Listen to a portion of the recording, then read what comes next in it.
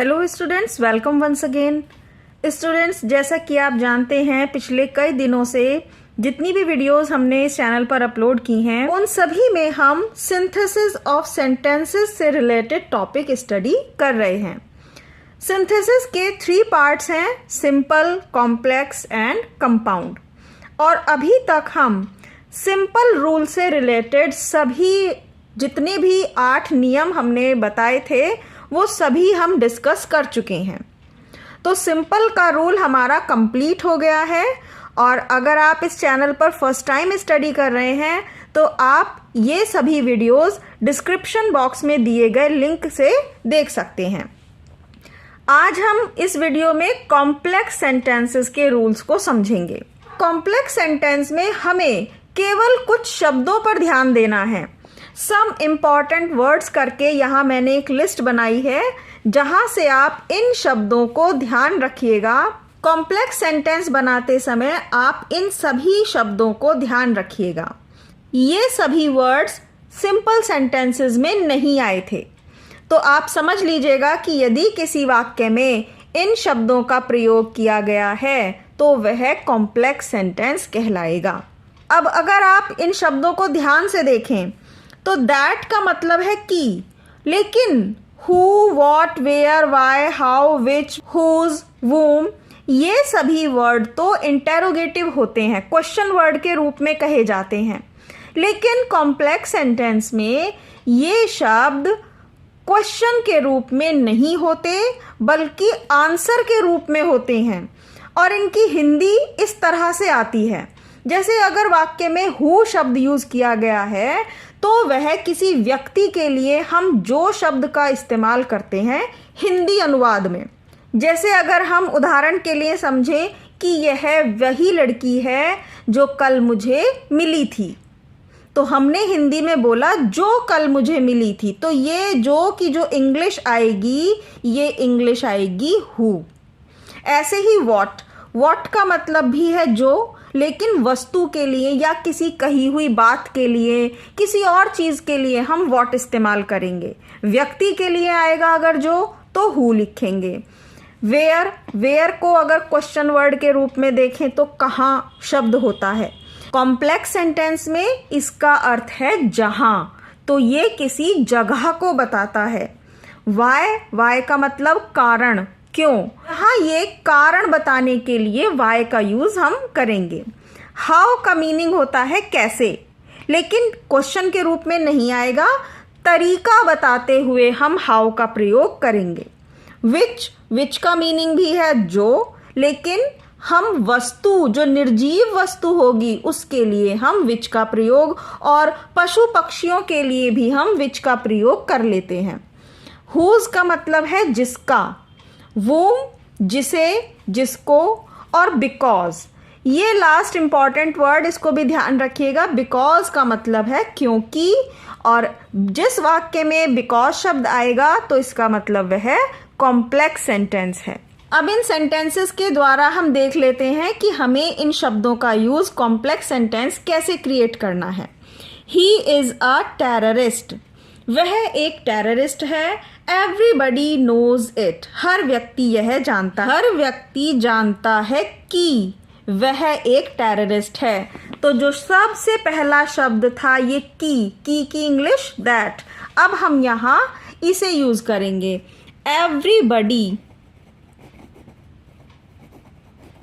Knows that, अब it का प्रयोग नहीं करेंगे हम, दैट आ जाएगा। एवरीबडी नोज दैट, हर व्यक्ति जानता है कि he is a terrorist, he is a terrorist. ये बन गया आपका कॉम्प्लेक्स सेंटेंस और इसमें ये दैट हमने यूज कर दिया। Where do you live, please tell me, तुम कहाँ रहते हो, प्लीज मुझे बताओ।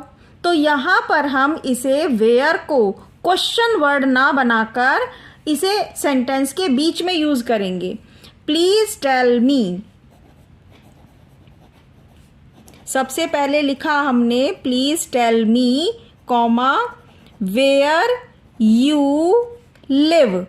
इस चीज को बस ध्यान में रखिएगा कि वेयर यू लिव, ये जो वेयर शब्द है ये क्वेश्चन वर्ड है, लेकिन यहाँ पर हम इसे क्वेश्चन वर्ड की तरह यूज नहीं करेंगे। इसका मीनिंग हो गया जहां तुम रहते हो। याद रखिएगा स्टूडेंट्स कि यहाँ पर हम हेल्पिंग वर्ब का यूज नहीं करेंगे। देखिए यहाँ पर ये वेयर के बाद डू हेल्पिंग वर्ब आ रही थी, लेकिन हमें यहाँ पर एक साधारण वाक्य बनाना है, क्वेश्चन वाला सेंटेंस नहीं बनाना, जैसे डायरेक्ट इनडायरेक्ट में भी किया जाता है। तो वेयर के बाद हम यहाँ हेल्पिंग वर्ब नहीं लिखेंगे और इसे प्रेजेंट इंडेफिनिट टेंस है, तो यहाँ पर ये यू के साथ लिव वर्ब की फर्स्ट फॉर्म आ गई।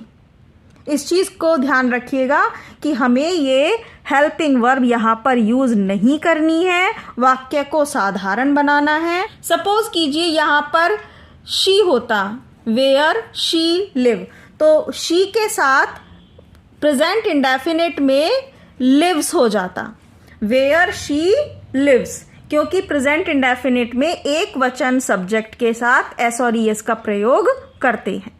यू है इसलिए वर्ब की फर्स्ट फॉर्म। तो टेंस के अकॉर्डिंग ध्यान रखिएगा, टेंस के अकॉर्डिंग हम यहां एक सिंपल सेंटेंस लिखेंगे। अब हमारा नेक्स्ट सेंटेंस है, honesty is the best policy that is known to all. यह सभी को पता है।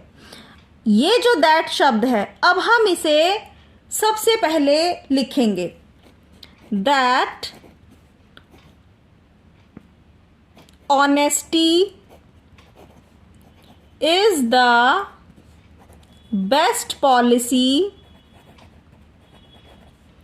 is known to all।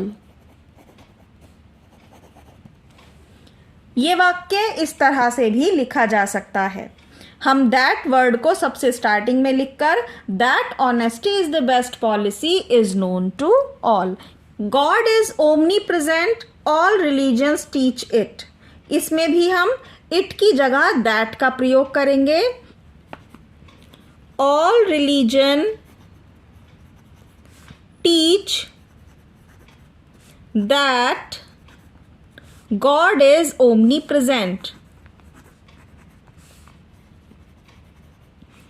सभी धर्म ये सिखाते हैं, ये पढ़ाते हैं कि गॉड इज ओमनी प्रेजेंट, ईश्वर हर जगह उपस्थित है। Omnipresent means present everywhere, हर जगह उपस्थित होना। स्टार्टिंग में जितने भी वर्ड्स हमने बताए हैं बस उनको ध्यान रखिएगा। जब एग्जाम में सेंटेंस लिखा हुआ मिले और उसके आगे लिखा होगा कॉम्प्लेक्स सेंटेंस, इसको कॉम्प्लेक्स सेंटेंस में चेंज करना है, तो आप इन शब्दों को माइंड में रिवाइज कर लीजिएगा और उनको यहाँ पर चेक कीजिए कि उन शब्दों में से यहाँ कौन सा शब्द आ सकता है। हिंदी बनाकर भी चेक कर सकते हैं। The two students quarrelled, I want to know the reason, मैं कारण जानना चाहता हूं, तो आपको यहाँ पर हिंट मिल गया, नो द रीजन, कारण, क्यों लड़ रहे थे। तो क्यों के लिए हम वाई शब्द यूज करेंगे, लेकिन सेंटेंस के बीच में। तो सबसे पहले हम हिंदी बना लेते हैं, I want to know the reason why two students quarrelled.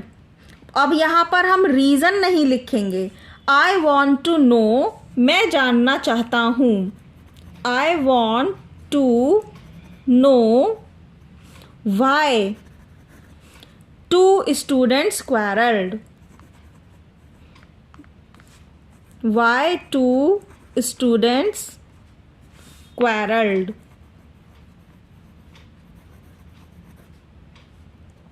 Next है, I have a watch, the watch gives correct time.